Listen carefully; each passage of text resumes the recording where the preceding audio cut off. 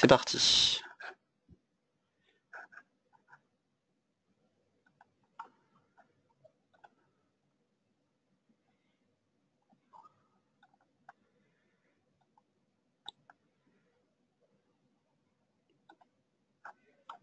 Merci Pierre. Est-ce que vous voyez la présentation déjà? La Absolument, première page de la présentation. on Ouais. voit tout bien la présentation. J'avais un petit blanc là, ça a coupé au niveau du son, donc je pense que là c'est revenu. Pour moi, tout est bon, donc je vous souhaite une excellente présentation. D'accord, bah merci Pierre, merci à CTN. Merci également à tous de rejoindre ce webinaire ce matin, de prendre un peu de votre temps. Donc pour ceux qui ne me connaissent pas, je suis Cyril Zarader. Je suis basé à Toulouse et je suis responsable du développement des ventes pour Mobotix sur la région, donc sur les deux grandes régions Occitanie et Nouvelle-Aquitaine et également sur le département de la Vendée. Donc aujourd'hui, c'est le premier webinaire de l'année 2017 pour Mobotix, que le temps passe vite. Nous avons une série de 3 webinaires. Les 2 autres arriveront assez rapidement et seront plus orientés marchés verticaux. Le premier sera orienté sur les solutions pour les applications de transport, la logistique, et la deuxième sera orientée sur les commerces, sur les applications dans les commerces, le marché de détail. Nous serons également présents sur le roadshow ACTN, donc Pierre rappellera peut-être les dates en fin de webinaire si on a le temps. Durant les 2 autres webinaires, il y aura certainement également une partie consacrée aux nouveautés Mobotix, puisque le 14 mars, nous organisons un sommet de l'innovation à Milan pour l'Europe, sur lequel sera annoncé des grandes nouveautés Mobotix. Donc on répercutera ce sommet lors de nos prochains webinaires. Et nous organiserons également des petites répliques de cette journée en France durant la première moitié de l'année 2017. Voilà, aujourd'hui donc le sujet de ce webinaire, c'est effectivement la planification de projets en vidéosurveillance et la démystification de comment choisir la bonne caméra Mobotix, la bonne solution Mobotix qui s'appliquera au projet sur lequel vous êtes confronté. Juste avant de rentrer dans le vif du sujet, 2 petites informations que je voulais signaler avant de commencer. Donc premièrement, les nouveautés, dernières nouveautés janvier-février, les principales nouveautés en termes de nouveaux produits, en plus de tout ce qui était mis à jour du logiciel embarqué et du logiciel Management Center. Donc les nouveaux produits lancés et disponibles aujourd'hui, donc pourront être commandés auprès de votre distributeur préféré. Premièrement, le MX Multisense que l'on voit en bas à gauche sur l'illustration, qui est un module MX Bus, donc qui s'intègre, qui se connecte à toute caméra Mobotix disposant d'une interface MX Bus, qui est une interface bus de fil, qui fournit l'alimentation et également la transmission de données. Ce petit module donc peut être déporté jusqu'à 50 mètres d'une caméra et il est possible d'enchaîner en série jusqu'à 7 sur une même caméra. Il contient 4 capteurs, un capteur infrarouge de mouvement, de présence, un capteur de température, un capteur de bruit et un capteur de luminosité. Donc des alarmes peuvent être transmises au système de caméra Mobotix via ce petit module sur événement donc de présence, de température, plus ou moins une certaine température, de bruit, par exemple détection de bruit de glace, de cris, ou de luminosité, donc détection d'extinction de lumière ou d'allumage d'une lumière ou de détection d'apparition par exemple d'une lumière provenant d'une lampe torche. Il est disponible en 2 versions, intérieure et extérieure, et il est compatible avec tous les accessoires de montage des modules capteurs que vous connaissez de la S15, donc aussi bien mur, plafond que montage PTZ également. Le deuxième nouveau produit, c'est le switch, donc appelé MX Switch, qui est un switch compatible avec les rails DIN, donc qui peut être monté sur des tableaux électriques ou tableaux de communication. Il fournit 4 ports RJ45 en PoE, plus jusqu'à 25 watts par port. Il possède également une sortie 12 volts pour aller commander ou directement alimenter une gâche électrique.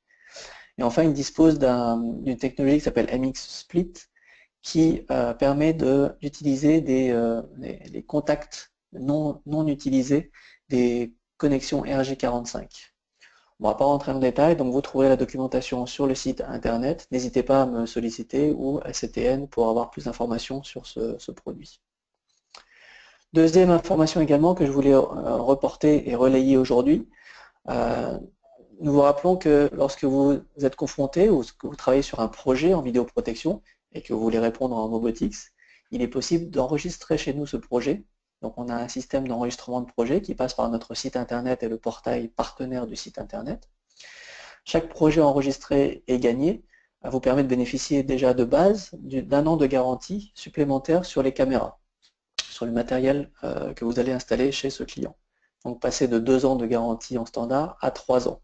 Donc c'est important, vous pouvez enregistrer vos projets, vous pouvez demander à ACTN d'enregistrer vos projets, vous pouvez même nous demander également d'enregistrer vos projets en nous fournissant un minimum d'informations. D'autre part, pour les projets un peu plus importants, donc il n'y a pas de limite, je dirais, minimale sur les projets enregistrés, mais dès lors qu'un projet enregistré et gagné dépasse plus de 15 000 € en prix public de revente, vous aurez droit également à une caméra gratuite qui n'est pas une caméra NFR, donc qui est une caméra que vous pourrez également revendre ou installer chez un client final. Donc une caméra gratuite de la gamme intérieure pour 15 000 € et une caméra gratuite de la gamme extérieure pour un projet de plus de 30 000 € en prix public au total. Voilà pour les deux petites informations.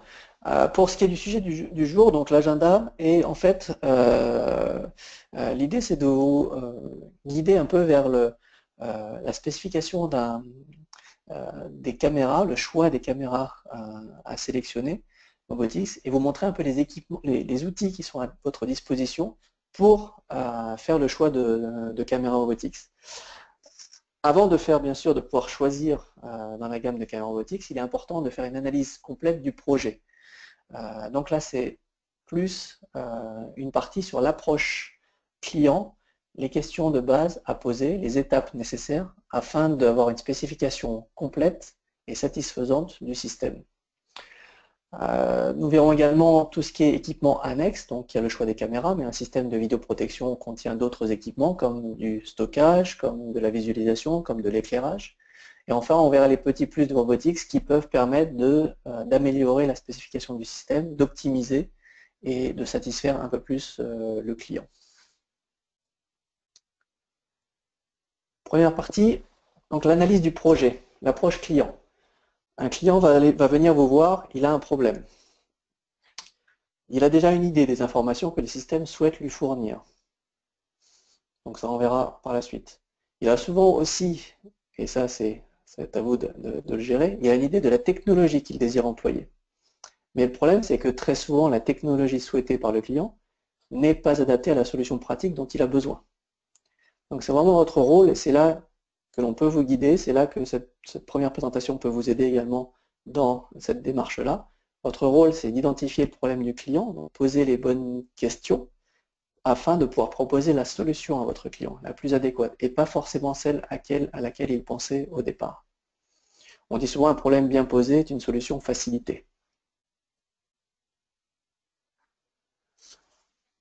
Alors voici un extrait en fait, de notre formation que nous avons, une formation, et CTN relaie cette formation, une formation de projet, planification, qui se déroule sur une journée complète, et qui passe en revue toute cette démarche de planification projet.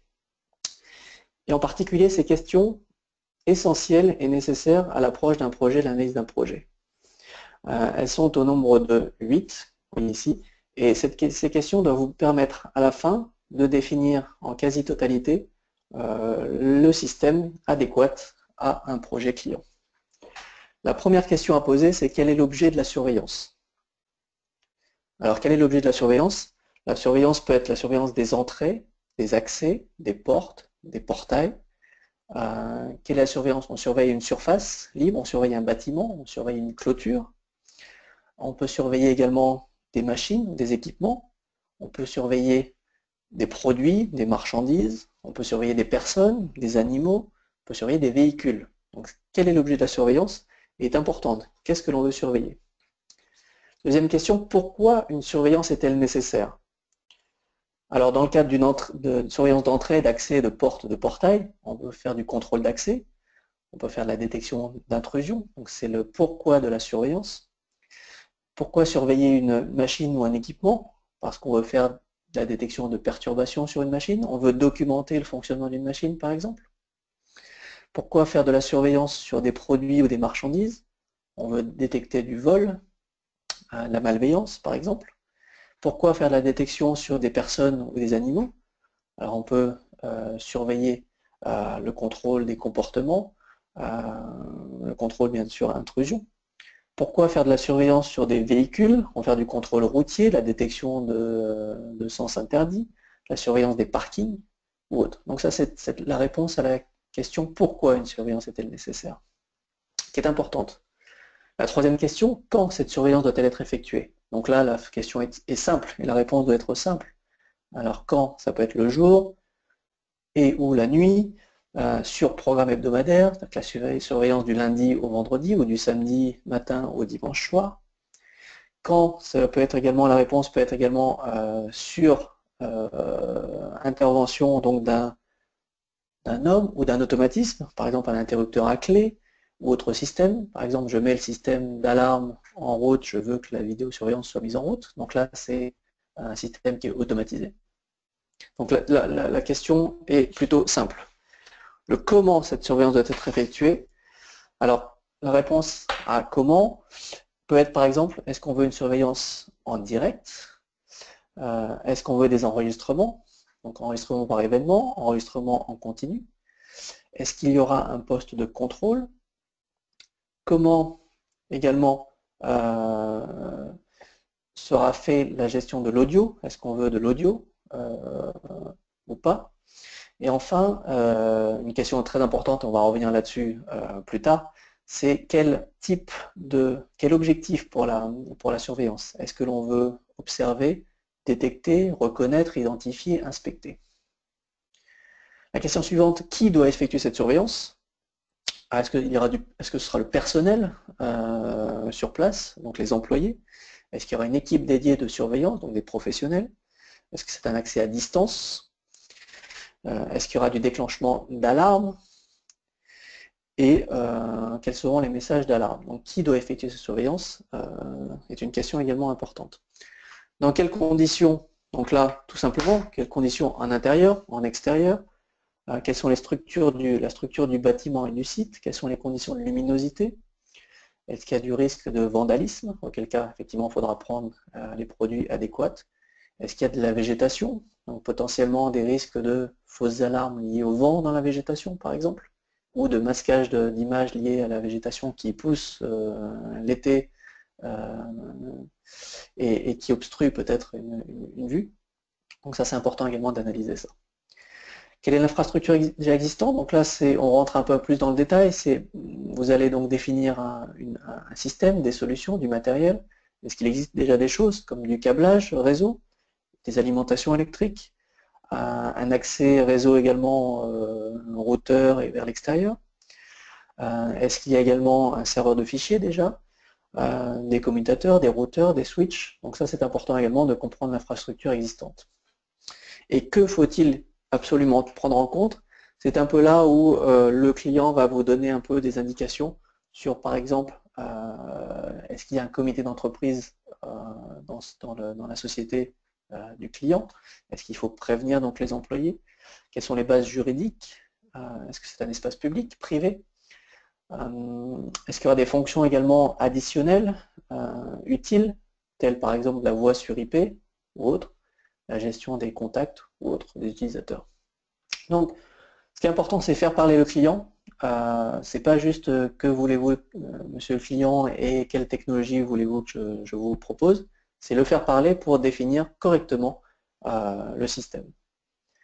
Ça, c'est l'analyse de projet telle qu'on le voit, donc Mobotix. Si vous voulez plus de détails sur cette analyse, on peut vous fournir également un document un peu plus complet qui liste toutes ces questions. Il y a également une possibilité de le faire, je dirais, encore mieux ou de façon encore plus complète, puisqu'il existe aujourd'hui une norme IEC 62676-4, qui est une norme qui en fait aide à la planification et à la réalisation d'un système de sécurité vidéo. Donc les avantages, c'est que vous allez avoir une démarche vraiment complète et alignée avec un standard IEC. Le standard vous fournit un guide pratique, pas à pas, qui vous permet d'atteindre une satisfaction client proche de 100%. Et cette norme est compatible Mobotix, c'est-à-dire que si vous suivez cette norme IEC, ça vous donnera très rapidement des recommandations à faire en Mobotix. Les étapes clés de la norme EN 62676-4 contient, pour la deuxième partie ici, comme vous voyez, collecte des besoins opérationnels, donc les paragraphes 4.3 jusqu'à 5, fournissent les questions qu'on a vues précédemment. Mais autour de cela, il y a d'autres démarches clés. Donc les étapes clés, par exemple, c'est l'analyse du risque, dont on ne parle pas aujourd'hui. C'est pour monsieur le client que vous allez voir, le risque de l'intrusion, le risque de vol de marchandises, pouvoir chiffrer cela. Et chiffrer cela, c'est donner effectivement le coût pour le client d'une intrusion, d'une détérioration du matériel, d'une ouverture d'une porte, etc. Ça, c'est important. Ou l'analyse de risque, c'est donner la valeur des objets qui sont à surveiller pour pouvoir faire un ratio entre le coût du système de vidéoprotection qui sera mis en œuvre et le risque chiffré d'une intrusion ou d'un vol. La norme EN également préconise bien sûr des visites du site avant de faire un dimensionnement complet du système sur plan du site. Préconise également des tests, donc du maquettage éventuellement, avant de faire l'installation, la mise en service et la livraison. Et bien sûr, la documentation du système. Donc je vous invite également à consulter cette norme. Elle est accessible sur le web. La planification de projet donc, passe également bien sûr par le choix des systèmes de caméras.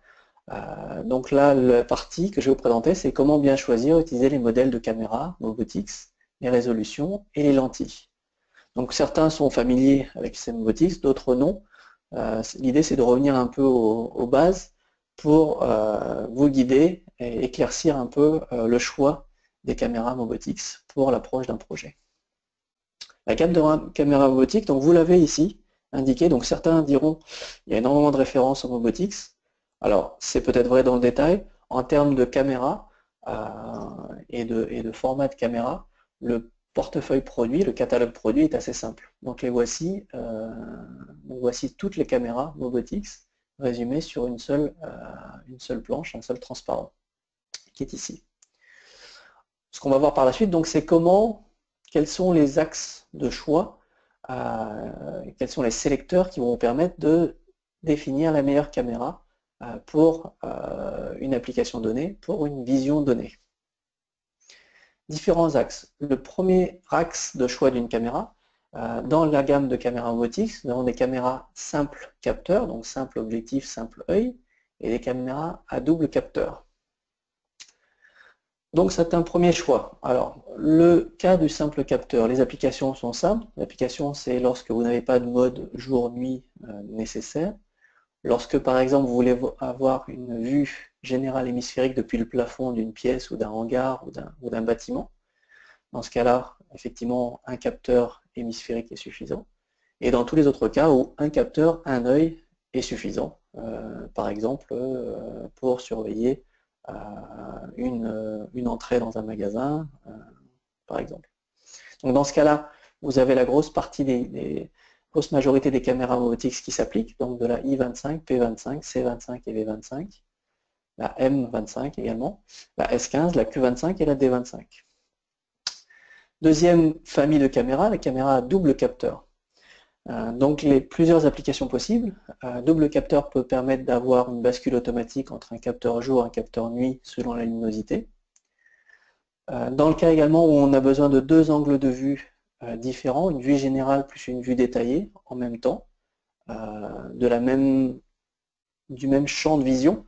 Donc l'exemple concret, c'est par exemple surveillance d'un parking, où on veut une vue générale du parking avec un angle assez ouvert, mais dans le même temps, on veut un œil qui voit de façon plus détaillée le portail d'entrée du parking, donc avec un angle de vue plus resserré vers le portail. Donc on peut utiliser une caméra à double capteur dans cette application. On peut également utiliser une caméra à double capteur si on est dans le cas où on veut pointer vers deux endroits différents à partir du même point. Donc d'avoir deux champs de vision différents avec deux angles qui peuvent être également différents, deux angles de vision différents. Une autre cas d'application du capteur, c'est deux capteurs qui peuvent travailler en mode panorama, donc avoir une vision 180 degrés, par exemple, basée sur deux capteurs qui vont combiner leur résolution pour atteindre une image qui va jusqu'à 12 mégapixels, puisque tous les capteurs Mobotix caméra travaillent en 6 mégapixels. Et enfin, le double capteur peut permettre de combiner un capteur thermique avec un capteur optique. Et dans le cas, donc les caméras possibles sont les caméras M15, S15 et D15. Un autre critère de choix de la caméra Mobotix qui va s'appliquer, c'est l'axe de la résistance au choc aux intempéries. Donc très simplement, en résumé très simplement, ce seront est-ce qu'il faut des caméras d'intérieur ou d'extérieur. Donc on voit les quatre premières auxquelles il faut rajouter maintenant la V25, non pardon, les quatre premières, V25, P25, C25, I25 qui s'appliquent aux applications à l'intérieur des bâtiments. Et à partir de la D25 jusqu'à le portier vidéo T25, on est dans des applications à l'extérieur. Donc IP20 en indice de protection contre je dirais les résistances aux objets et à la projection d'eau. Donc de IP20 à l'intérieur jusqu'à IP66 pour les modèles extérieurs. Idem pour l'indice de vandalisme, donc l'indice de résistance au choc, l'indice IK, avec toutes les caméras d'intérieur qui sont IK10, et donc des possibilités également de protection donc, contre le vandalisme, IK10+, avec ou plus, avec vraiment des ajouts de possibilités donc, de protection contre les chocs. Donc l'indice IK en fait est relatif à la chute d'un objet de tant de kilogrammes à partir d'une certaine hauteur sur la caméra. Donc c'est une résistance par rapport au choc. Les plages de température, donc classiques, en vous rappelant que toutes les caméras robotiques passent par ces températures-là. Elles ne sont pas juste faites pour supporter ces températures, elles passent toutes individuellement en usine à ces températures-là, de moins 30 à plus 60 degrés pour les versions extérieures. Le choix de la caméra va se faire également en fonction de l'angle de vue qu'il est possible de mettre sur cette caméra. Donc là, on rentre un peu plus dans la définition de projet, la planification de projet, la liste de matériel à proposer à vos clients. Donc vous avez un outil qui est une fiche qui est disponible dans la brochure produit ou sur le site internet mobotix.fr. Si vous ne la trouvez pas ou si vous la voulez, n'hésitez pas à nous envoyer un petit message à moi ou via Pierre d'ACTN pour qu'on vous fournisse cette fiche, qui donne donc en fonction des caméras, des modèles des caméras, les compatibilités avec les objectifs de Mobotix. Donc on va revenir un peu sur cette terminologie B016, B036 que l'on voit en haut. Un autre critère, c'est également le choix de la fonction audio, en fonction justement de la possibilité d'avoir l'audio ou pas. Donc on a certaines caméras qui sont en standard équipées d'audio bidirectionnel, les M15, D15, M25, Q25. Donc l'audio est embarqué, haut-parleur et microphone dans la caméra, en standard sur ces caméras, et en option sur les caméras I25, C25 et P25. Alors les applications, bien sûr, c'est besoin de diffuser du son à travers la caméra, donc soit des séquences pour enregistrer, des signaux d'alarme ou autre, soit également de déclencher une alarme sous détection de bruit.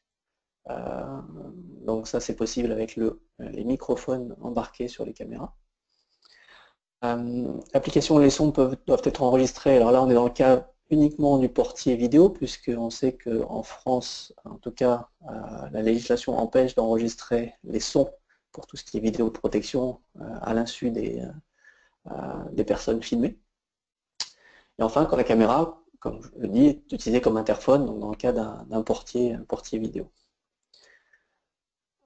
D'autres caméras donc, disposent de l'audio mais via des accessoires extérieurs, tels les 25, la S15, S15M, donc mono et dual, et la D25. Donc là, effectivement, c'est l'audio via les accessoires. Je vous rappelle également que la fonctionnalité audio peut être bien sûr désactivée de façon logicielle, de façon temporaire, mais elle peut être également désactivée de façon permanente et irrémédiablement détruite par logiciel. Il nous est arrivé des cas où des projets où les préfectures ou la CNIL demandaient à prouver que la fonction audio ne peut pas être remise en service par un simple clic sur une page d'administration. Et je vous rappelle qu'on peut irrémédiablement détruire par logiciel la fonction audio des caméras. Il y a également un autre facteur qui va vous faire pencher pour un modèle de caméra. Et là, vous voyez sur une échelle un peu montrant les caméras que l'on veut voir, donc de type M15, V15, M25, et les caméras que l'on veut plutôt cacher, donc au niveau de la discrétion, comme la S15. Alors bien sûr, le côté frappant, l'application, c'est d'avoir l'effet dissuasif et donner un sentiment de sûreté et de sécurité. En discret, alors soit on veut des caméras discrètes pour une intégration discrète dans l'architecture des bâtiments, soit des caméras discrètes pour ne pas attirer l'attention. Donc une surveillance discrète, cachée. Donc là, c'est également un critère de choix que vous pouvez parcourir avec le client. Le choix des lentilles. Donc là, ça devient donc plus concret et plus dans le détail. On a passé en revue les caméras. Vous avez vu que les caméras ont la possibilité d'être équipées de certaines lentilles, et il y a un tableau qui résume la compatibilité entre les lentilles et les caméras. Chez Mobotic, donc, nous avons un certain nombre de lentilles qui couvrent des angles allant de 8 degrés à 180 degrés. Et les références sont ici. Donc, MX-B quelque chose, donc de 0,16 à 500, qui sont en fait les distances focales. B016 correspond à 1,6 mm de distance focale. Le B500, à l'opposé, correspond à 50 mm de distance focale. D'où la différence de taille de ces objectifs. Donc toute la technicité Mobotix dans la planification d'un projet, c'est de choisir donc le boîtier caméra que l'on a vu précédemment, avec la bonne lentille, donc le bon objectif, avec l'angle adéquat. Nous avons un objectif Vario qui est ici en haut à droite, donc le B045 100, qui couvre un angle de 39 degrés à 90 degrés.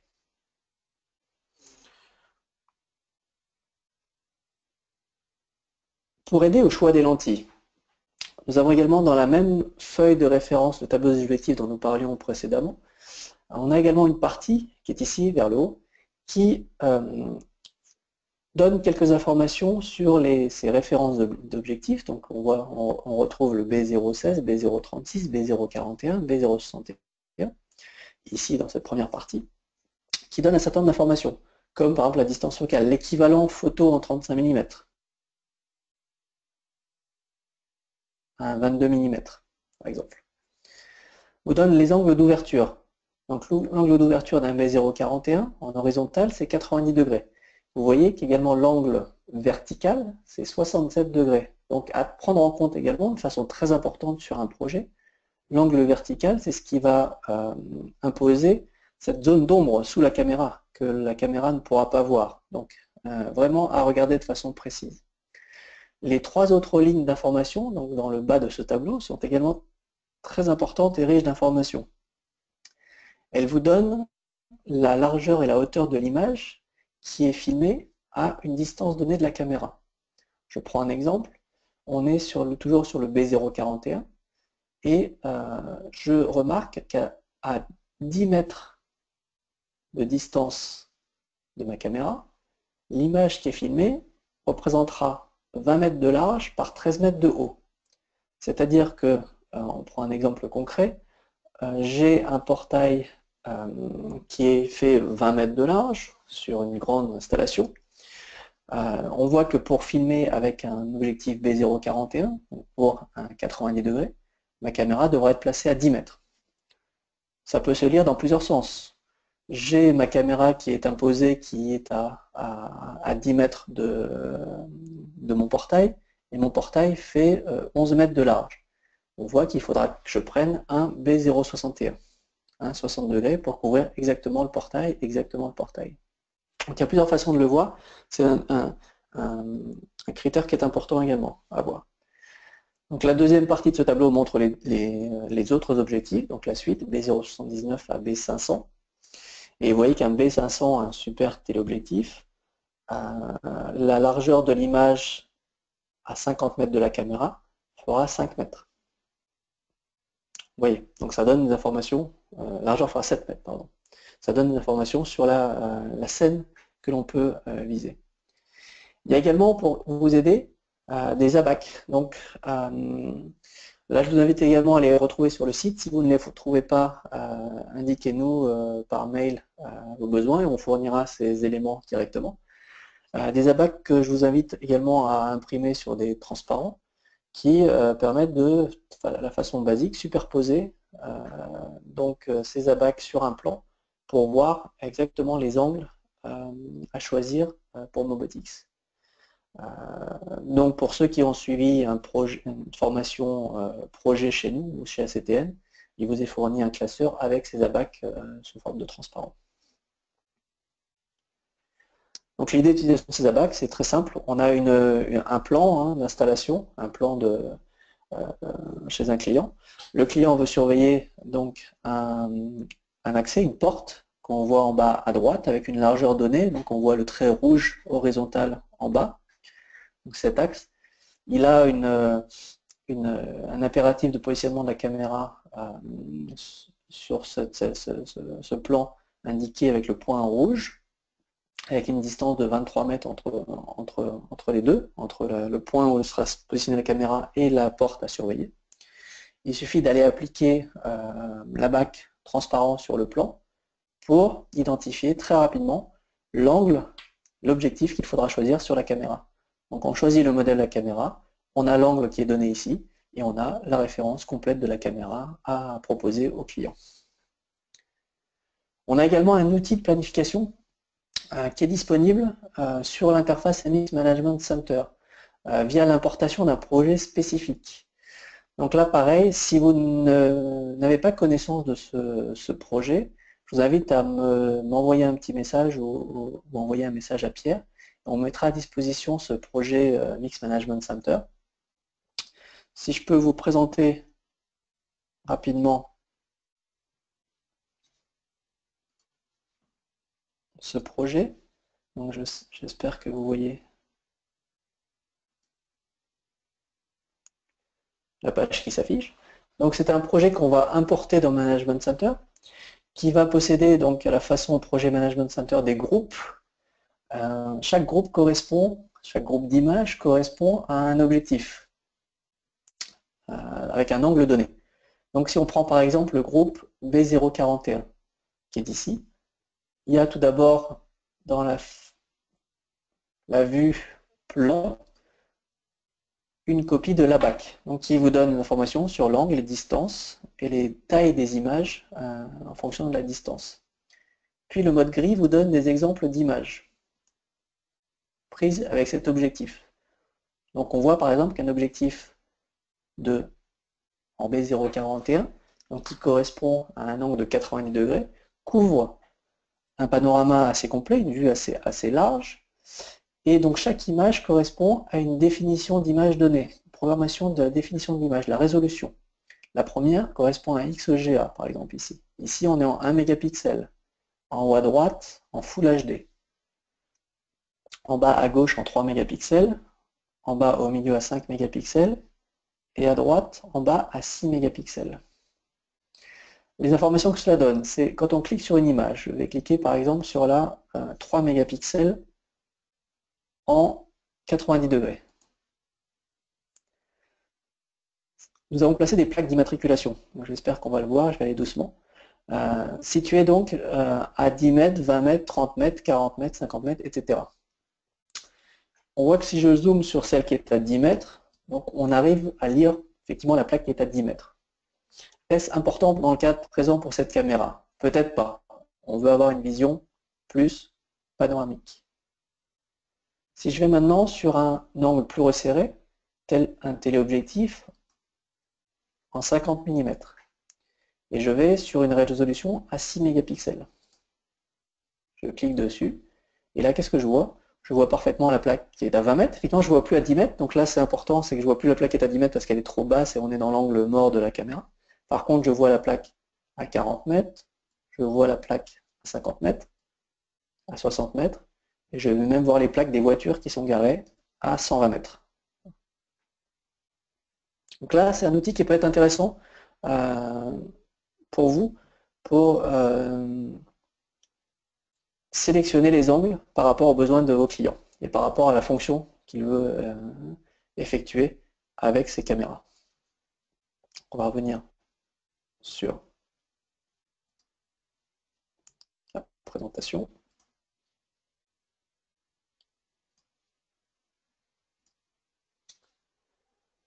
Et cette petite planification, donc vous pouvez me demander, il n'y a aucun souci, je vous la fournirai. Alors l'objectif de détection selon le client. Selon le client, l'objectif c'est souvent je veux voir, ou je voudrais voir, on va dire. Je veux voir ça, je veux voir ceci, et je veux voir cette pièce, je veux voir cette porte. Je veux voir n'existe pas. Et l'objectif de détection selon la norme EN 62676-4, en fait, est une déclinaison de je veux voir, mais en 6 termes beaucoup plus précis. Et là, c'est important. Je pense que c'est un des points critiques de l'approche client, c'est connaître vraiment ses besoins et l'objectif de chaque caméra. Et ces 6 termes sont définis par la norme EN, donc une norme européenne, en fonction du nombre de millimètres maximum représenté par un pixel, ou de pourcentage d'image par rapport à une image 625 lignes. Donc on voyait un pourcentage, par exemple 100%, correspond à un objet qui doit faire 100% de l'image en taille, donc en hauteur, d'une image à 625 lignes.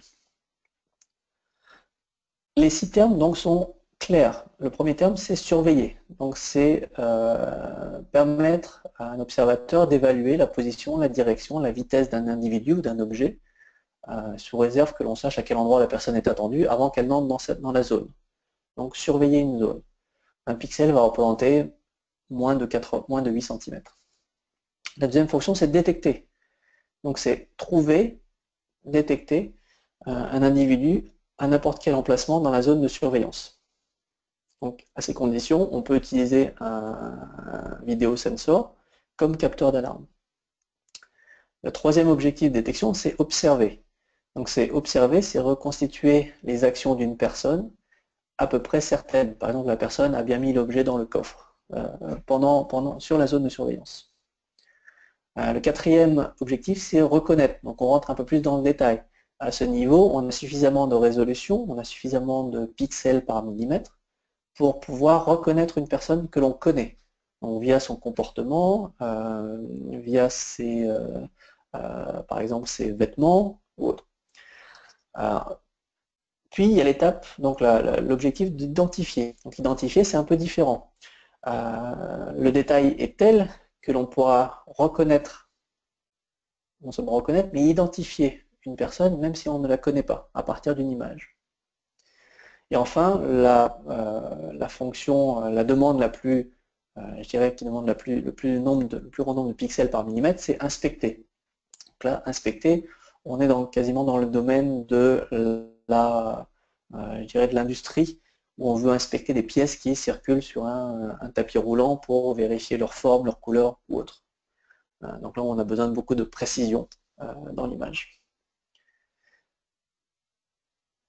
Et donc, nous avons un outil qui permet de mettre tout cela sur un tableau et en étant compatible avec la norme EN 62676, qui est un outil disponible en ligne sur le site mobotics.com à l'espace support, planning tools et MX Planning Tool Optics. Que va vous permettre de faire ce tableau, cet outil? Il vous permet de voir en fonction de l'angle de l'objectif que vous avez choisi, que vous pensez prendre. Donc vous voyez en haut de la fenêtre tous les objectifs Momotics de B016 à B500, avec également le type de capteur. Donc aujourd'hui, vous cocherez le 6 mégapixels, puisque toutes nos caméras sont en 6 mégapixels. Vous donne donc sur une échelle en mètres, je suppose pour tout le monde ici, vous donne dans un tableau donc interactif, un tableau qui va se mettre à jour automatiquement, vous donne les distances auxquelles vous pourrez faire les fonctions que le client vous demande. Donc que sont l'observation, la détection, la reconnaissance, l'identification ou l'inspection. Alors on prend un exemple. Sur un angle, ici on est en B036, donc on a un angle de 103 degrés horizontal. Si vous voulez faire de la reconnaissance à, on va dire, quelque chose comme 10 mètres, 9 mètres, 10 mètres, autour de 10 mètres, on voit qu'il va falloir que vous passiez sur une résolution programmée à 5 mégapixels minimum, puisque à 5 mégapixels, je prends la ligne tout en bas à 5 mégapixels, je vais à la reconnaissance, colonne reconnaissance, et je vois la distance à 11 mètres. Donc jusqu'à 11 mètres de la caméra, je vais pouvoir reconnaître les personnes. L'autre chiffre en italique qui est donné, c'est la largeur de cette image à 11 mètres, 53. C'est-à-dire qu'à 11 mètres, vous pourrez faire de la reconnaissance sur une largeur de 23 mètres. Donc sur un axe, sur une entrée, un portail, ou autre par exemple. Donc voilà comment lire ce tableau. Et cet outil, il permet de faire des choses dans plusieurs sens. C'est-à-dire que vous pouvez d'abord sélectionner l'objectif pour voir ce que ça donne. Vous pouvez d'abord voir en fonction de ce que vous voulez observer et l'objectif, donc détection, identification, observation, et en déterminer l'angle de la caméra adéquate. Sachez également que l'idée, c'est plutôt d'aller dans les résolutions optimisées les plus basses possibles pour la fonction. Si la fonction est réalisée avec une résolution en QXGA programmée sur la caméra, inutile d'aller prendre un angle plus large pour passer en 6 mégapixels, puisque vous allez, dans ce cas, impacter le nombre d'images par seconde. Puisque plus la résolution de la caméra est importante et plus le débit d'image sera réduit. Donc il faut vraiment essayer de sélectionner ici les résolutions les plus optimisées pour l'application. Une fois que l'on a fait donc cela, donc on a défini le boîtier des caméras en fonction de sa visibilité, en fonction de sa résistance, en fonction de nombre de capteurs, en fonction des angles disponibles. On remplit une table très simplement pour un projet en indiquant quel type de caméra, quel boîtier de caméra, quel objectif, est-ce qu'on veut l'audio ou pas, par exemple. Et donc ça permet très simplement de fournir ce tableau à votre distributeur ou à nous pour avoir, votre distributeur pour avoir une offre de prix et délai. Donc un système qui devient bien défini, complètement défini. Donc ça c'est un peu un tableau résumé. Si vous voulez également ce tableau, on peut vous le fournir par mail à votre convenance. Autour des caméras, donc bien sûr, il y a des équipements additionnels pour pouvoir faire tourner le système de vidéoprotection. On ne va pas rentrer dans tout le détail de ceci, donc ça prend une journée lorsqu'on fait la formation projet. Choix des équipements additionnels tels l'éclairage, le réseau, bien sûr, la connectivité, le paramétrage d'image et les cibles de stockage. Le choix de l'éclairage. Alors, bien sûr, là c'est un peu des lieux communs. Il est préférable un éclairage uniforme et diffus avec un rendu fidèle des couleurs par l'éclairage. Il y a certains éclairages qui, comme par exemple éclairage fluo, fluo compact, qui filtre beaucoup les couleurs, donc qui empêche un rendu fidèle des couleurs par rapport à des éclairages LED ou autres qui sont très performants pour le rendu des couleurs. On déconseille de mettre des projecteurs de lumière à proximité directe de la caméra, car ce sont des systèmes qui vont attirer les insectes, donc possibilité d'avoir des fausses alarmes. On vous rappelle qu'également un éclairage infrarouge va être utile que pour des capteurs noir et blanc, qui sont des capteurs qui vont justement capter ce proche infrarouge. Un capteur couleur avec un éclairage infrarouge ne sert à rien. Un capteur infrarouge avec un capteur couleur ne sert à rien. L'angle de l'éclairage doit être moins le même que l'angle de vue de la caméra. De façon très basique, il faut éclairer autant de scènes que la caméra capturera. Et enfin, il faut un point de vue de l'éclairage identique à celui de la caméra, pour ne pas avoir justement de contre-jour ou de projecteurs qui vont pointer vers la caméra. Le choix du réseau IP, dimensionnement des switches et du réseau et du débit, va se faire également par calcul. Vous allez avoir à la fin de votre planification un nombre de caméras, une résolution d'image pour chaque caméra et du type de fonctionnement. Est-ce qu'on enregistre, est-ce qu'on n'enregistre pas? Et vous ferez votre calcul donc de votre côté. On a un exemple ici très simple, on a 15 caméras reliées sur le même switch, et sur ce switch seront reliés les systèmes de visualisation, donc l'ordinateur sur lequel on va visualiser les caméras en direct et c'est les séquences enregistrées, et on a quelque part sur le réseau connecté au même switch, un stocker, donc un disque dur sur lequel on stocke les séquences enregistrées. On a imaginé un flux en direct en fonction de la résolution à 3 mégabits par seconde par caméra, et l'enregistrement où on veut une résolution plus importante à 5 mégabits par seconde par caméra. Donc on voit, au pire, ce qui va se passer au pire, toutes les caméras enregistrent en même temps, donc 15 fois 3 mégabits par seconde. Au pire, toutes les caméras sont affichées en direct sur le poste de surveillance, donc en direct c'est 3 mégabits par seconde fois 15. Le premier, pardon, c'était 5 mégabits par seconde fois 15. Et toutes les caméras sont affichées en relecture, c'est-à-dire que sur l'ordinateur, on visualise également, on relie les images pendant les caméras. On voit que le total de la bande passante maximale, et dans le pire des cas du switch, est 195 mégabits par seconde. Donc ça, c'est des calculs qu'il faut faire de votre côté, en fonction de la topologie réseau. Il y a des possibilités de faire des choses plus optimisées, bien sûr que ça. On peut faire un lien direct entre le stocker NAS et l'outil de visualisation, et auquel cas on passe directement et sans passer par le switch et sans passer par les caméras. Donc ça, c'est des possibilités. On vous rappelle que également les caméras robotiques sont alimentées par PoE, et vous avez donc ici les classes de PoE qu'il faut choisir pour alimenter les caméras robotics. Principalement, la grande majeure partie des caméras, donc 95% des caméras, les systèmes aujourd'hui, vont tourner sur la classe 2, donc avec des systèmes qui fournissent de 3,84 watts à 6,49 watts. Si vraiment vous avez des utilisations poussées de modules MXBus connectés aux caméras qu'il faut alimenter, là, on vous conseille de passer sur de la classe 3, donc qui est la classe très standard en PoE. Le paramétrage d'image, ça c'est la façon dont aujourd'hui le capteur, les caméras robotics vont coder l'image afin d'optimiser la bande passante et l'occupation sur les serveurs de stockage.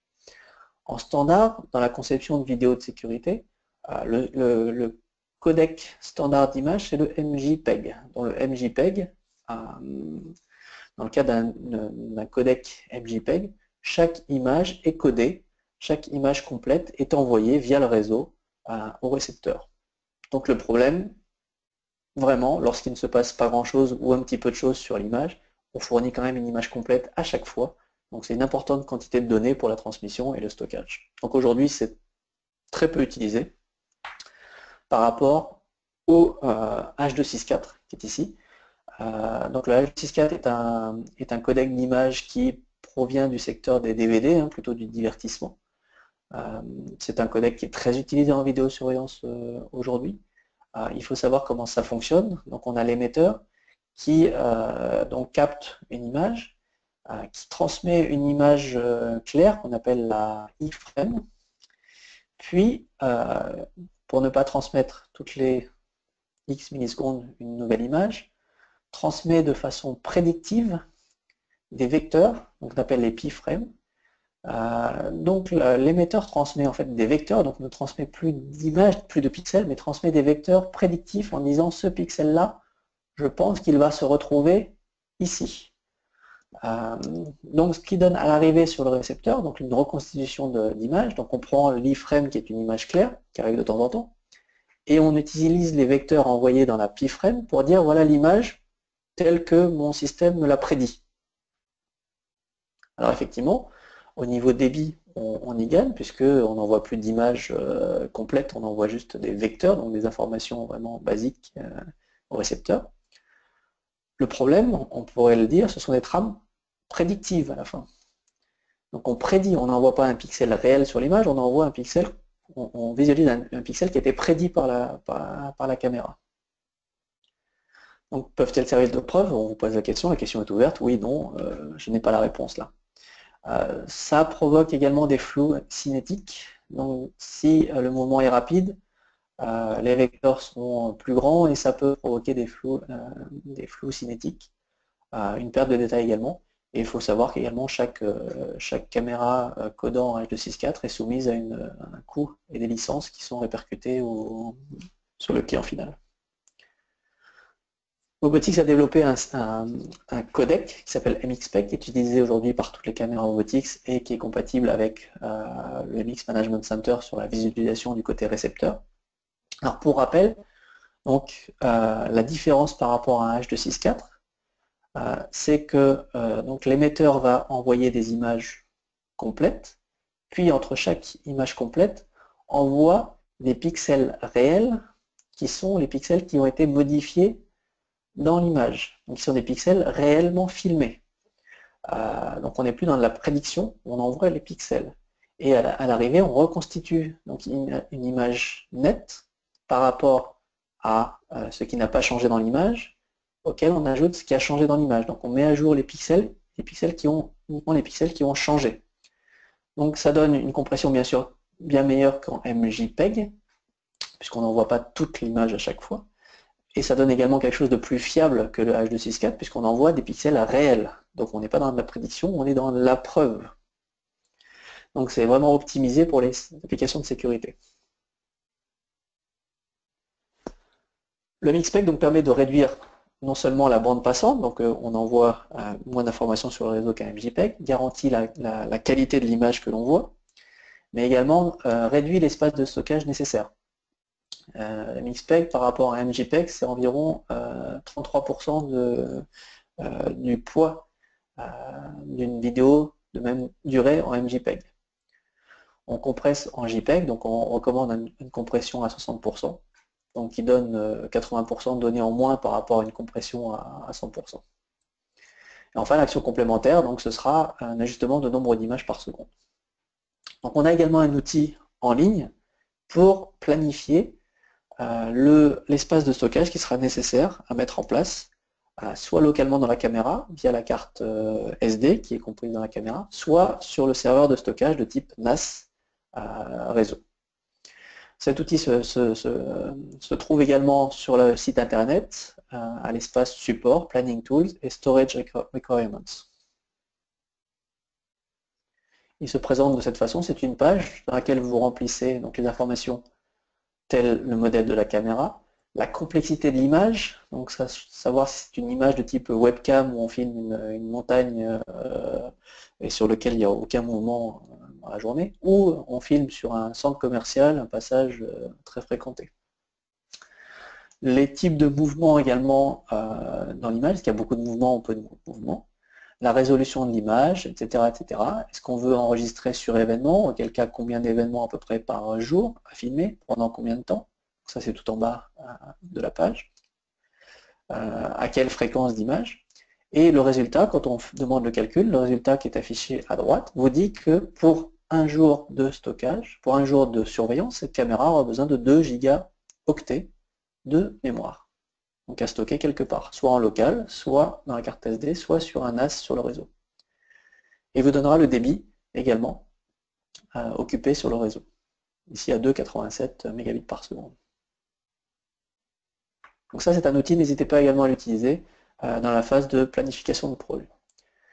Les petits plus qui permettent justement de se distinguer en Mobotix par rapport à un compétiteur qui proposerait une autre marque. Donc, j'en ai pris quelques-uns, les plus significatifs.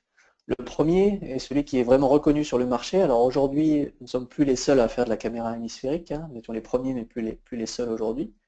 On garde toujours une petite longueur d'avance pour tout ce qui est donc de la génération et de la redressement et de la déformation de l'image 180 degrés, pour en donner une vision soit par 2, 3 ou 4 cadrans que l'on peut gérer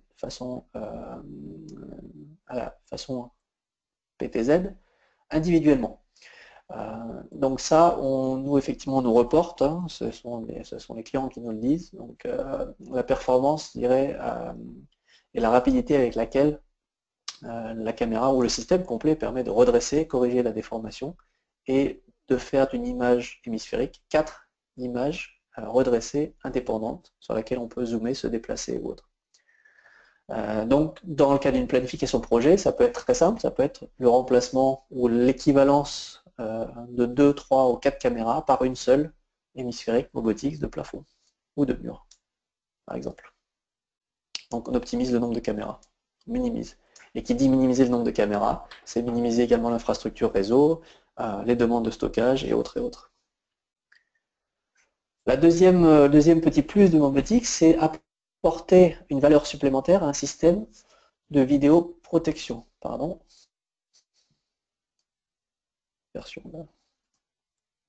C'est apporter une fonction supplémentaire. Votre client, vous allez pouvoir lui dire avec cette caméra hémisphérique de plafond que j'ai placée dans votre boutique ou dans votre concession auto, je vais pouvoir vous indiquer avec une visualisation très graphique où vos clients se déplacent le plus souvent en vous fournissant une carte, ce qu'on appelle une carte thermique avec les zones sensibles que l'on voit à gauche ici. Donc, de façon quotidienne, hebdomadaire ou mensuelle, on peut vous donner la fréquentation de votre boutique. On peut également faire du comptage sur les objets, les individus. Donc on peut vous dire, monsieur le client, combien de personnes sont rentrées dans votre magasin ou dans le bus ou dans ce centre commercial par jour, par semaine, par mois, pour vous donner une indication de fréquentation et pour faire tourner votre business. Enfin, la troisième possibilité, c'est une détection comportementale, c'est pouvoir programmer des événements lorsqu'il y a un comportement particulier d'une personne ou d'un objet dans l'image. Par exemple, une personne qui s'arrête à un endroit pendant plus que X secondes. Je suis devant l'ascenseur, je me suis arrêté plus que 1 minute ou 2 minutes. Il y a un problème, donc je peux déclencher quelque chose. Donc c'est la caméra, c'est le logiciel embarqué qui fait ça, et c'est embarqué dans toutes les caméras Mobotix. C'est le petit plus. Enfin, un autre petit plus, c'est la combinaison également, donc l'ajout d'une technologie thermique, donc pure thermique avec un capteur thermique, qui permet d'avoir une détection d'intrusion de nuit complète, ou qui permet d'avoir des mesures précises, des mesures de température ou d'échauffement pour de la prévention incendie, ou pour de la prévention d'échauffement de machines-outils, par exemple dans le cadre de l'industrie. Donc aujourd'hui, l'association d'un capteur optique et d'un capteur thermique sur une M15 que l'on voit ici permet d'apporter des fonctions, d'apporter des informations supplémentaires par rapport à une pure vision optique ou une pure vision thermique, comme par exemple une superposition de l'image que l'on voit à droite sur un parking. Donc ça, c'est une image provenant d'une caméra M15 que vous voyez en haut à gauche, qui est la superposition de la cartographie thermique, donc du capteur thermique avec le capteur optique, et qui donne une information additionnelle par rapport à l'optique, qui vous dit, voilà, telle voiture, il n'y a aucune trace de chaleur, donc cette voiture potentiellement est là depuis longtemps, donc potentiellement suspecte. Cette voiture vient d'arriver, donc c'est une personne qui est arrivée, donc je peux aller voir éventuellement cette personne ou autre, donne des informations additionnelles. Enfin, le dernier petit plus, qui est quand même important et à noter, c'est tout ce qui est interfaçage donc d'abord des accessoires, bien sûr, un accessoire pour montage des caméras, mais surtout les boîtiers d'interface que l'on a en bas, qui permettent de s'interfacer avec les systèmes d'automatisation ou d'alarme ou de détection de votre client, avec en particulier ces boîtiers d'entrée et boîtiers de sortie et boîtiers d'entrée-sortie 232 IOBox qui sont au milieu de cette slide, qui se connectent aux caméras via deux fils de contact, donc qui permettent d'alimenter et de transférer les données, et qui donc offre la possibilité de connecter le système de caméra robotics à tout autre système qui fonctionnerait par relais, donc ouvert, fermé, front montant, front descendant. Donc le cas concret, c'est pouvoir brancher une caméra à un portillon pour pouvoir commander, par exemple, ce portail via la caméra. Lorsque quelqu'un se présente au portail, on a sa visu sur un MX Management Center, on clique sur un bouton et ça ouvre le portail qui sera commandé, connecté directement à la caméra. En entrée, ça peut être par exemple gérer le positionnement des portes, des volets, des lumières, par exemple, voir que les lumières sont bien éteintes dans le bâtiment, tout le bâtiment. Donc c'est vraiment connecter le système robotics au système d'automatisation, domotique que le client pourra avoir ou auquel il pourrait penser. On peut imaginer également, dans le cadre d'industrie où vous adressez par exemple des transporteurs qui vont faire une pesée du système du camion à l'entrée, on peut connecter la balance, par exemple, à une caméra, et lorsque un poids lourd se présente sur la balance, hop, la caméra commence à enregistrer la séquence vidéo de ce poids lourd. Ou on peut transmettre directement en RS232 le poids de ce camion et surimprimer sur l'image le poids du camion, par exemple. Donc ça permet d'ajouter des fonctions additionnelles auxquelles le client ne peut pas forcément penser directement, mais qui peut pour vous différencier par rapport à la concurrence, en apportant des fonctions vraiment plus intelligentes que juste de la vidéoprotection, vidéosurveillance.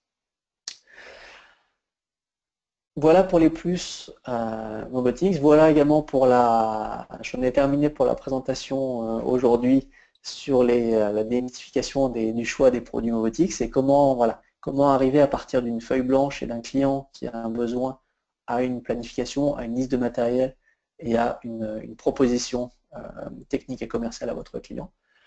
J'espère que ça a été utile pour les nouveaux qui nous rejoignent aujourd'hui. J'espère que ça a été utile de revenir un peu là-dessus pour les anciens. Je vous rappelle qu'on a vu un certain nombre d'outils, le tableau des objectifs, les tableaux de planification, de mémoire, d'angle. N'hésitez pas, si vous ne les trouvez pas ou ne les trouvez plus, à me demander, on vous fournira les liens avec plaisir ou directement les documents par mail.